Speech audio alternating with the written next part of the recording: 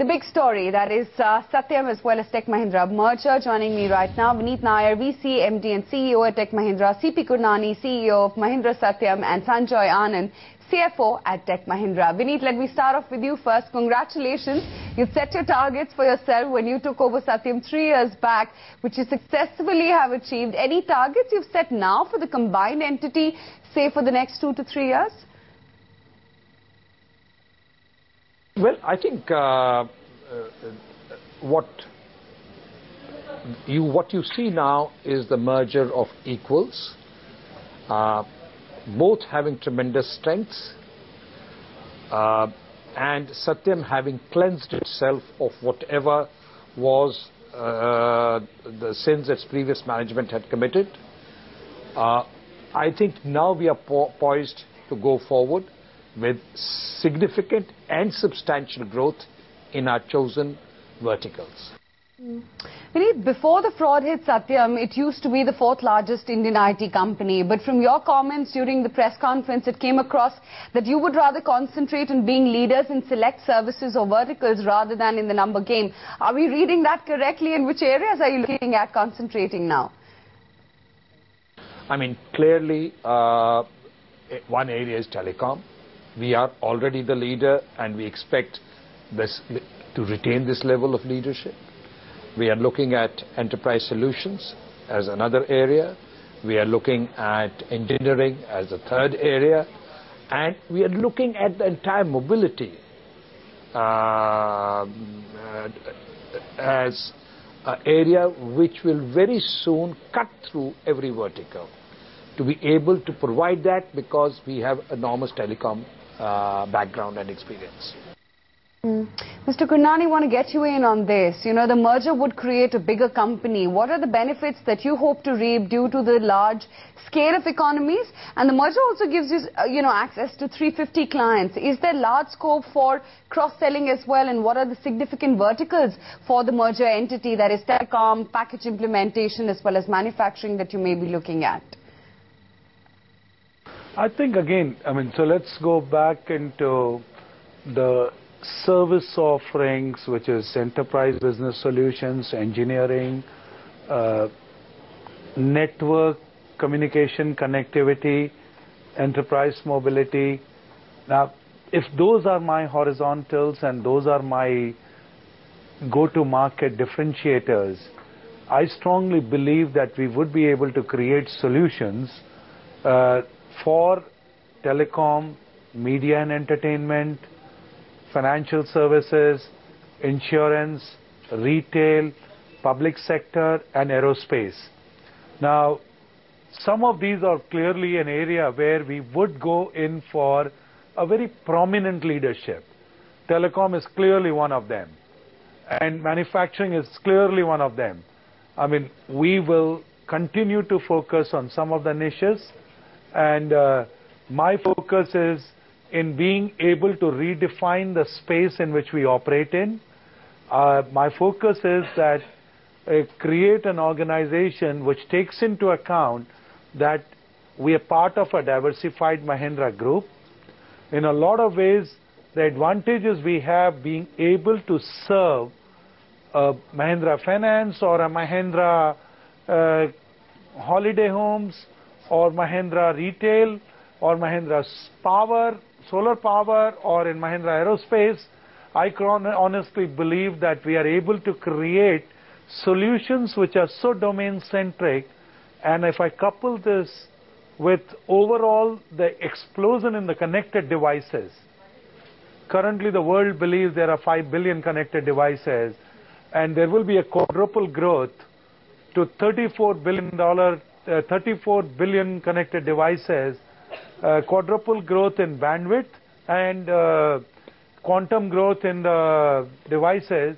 And I think clearly there is a positioning for us, there is a space for us, and there is clearly a position where we will emerge as the leaders.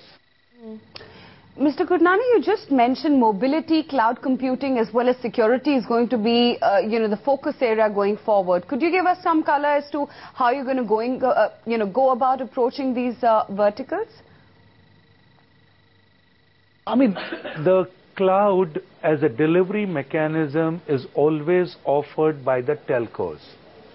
Most of out of the 350 customers, about 100 are leading telcos around the world. If cloud is their service offering, they are looking at not just the cloud, they're looking at hosted solutions. Hosted solutions come in from the enterprise. The software as a medium for delivery comes from my alliance partners. So cloud around convergence is clearly a market differentiator, and we will continue to build on that differentiated solution. Sanjay, I want to get you in on this because you also talked about levers being available for improving margins. What are these and what headwinds have you identified? So the levers that, both companies have some levers and some headwinds. I think one of the great opportunities always for improving margins is growth, and clearly there we feel that the combined entity will give much better opportunities. Also, scale allows you to optimize, other operating metrics like your utilization or the pyramid. All these are opportunities as we go ahead. I mean, there are, again, the combined entity will bring together some of the issues and challenges which each of the entities has been facing. So, there is the tax litigations or some other disputes which MSAT has. Either they'll be resolved before the official merger, or this is a challenge that we'll have to take forward. There are some sectors which have been going slow, for example, telecom. Of course, within that, Tech Mahindra has grown much better than competition. So these are some of the headwinds and challenges that will remain. Vineet, both the companies in the past have been open to growing via the inorganic route. In fact, Satyam has become, a little aggressive on that front. Would you be looking at growing inorganically? And more importantly, has the treasury stock been created to meet that purpose itself? I've always said that we will do acquisitions when they serve a strategic purpose and not for bulking. So as and when we find the right strategic target, we'll go ahead and acquire it. We have the resources, I think we have the will, and we have the capability to add to our company through non-organic growth.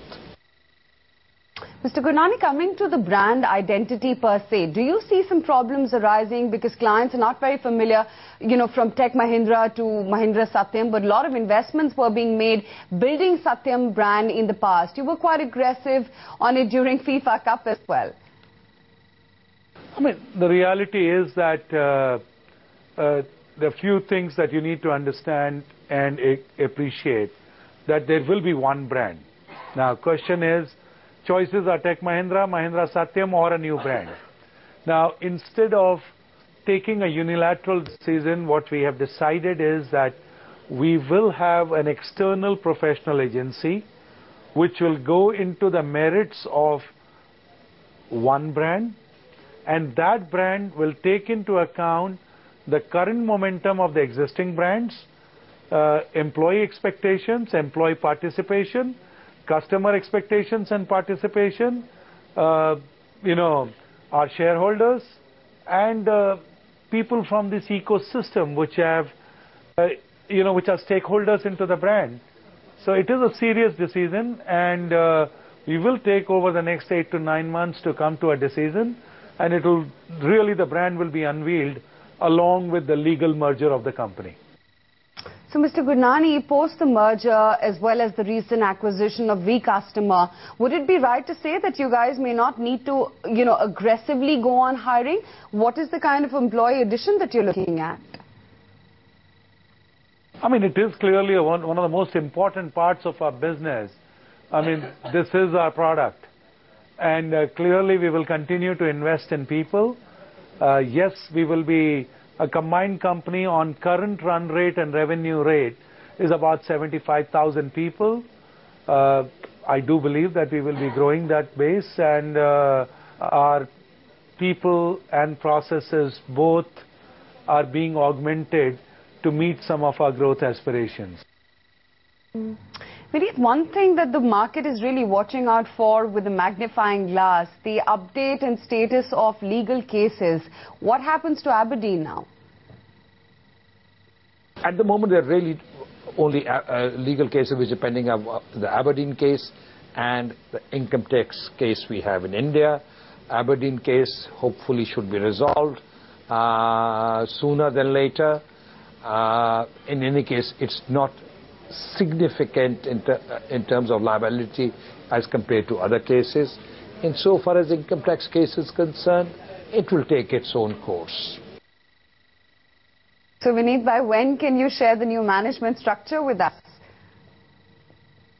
Well, we have a runway of 8 or 9 months, and as and when the decisions are taken, we will be communicating it to you. Sanjoy, my last and final question to you. By when do you expect return ratios to start showing improvement for you guys?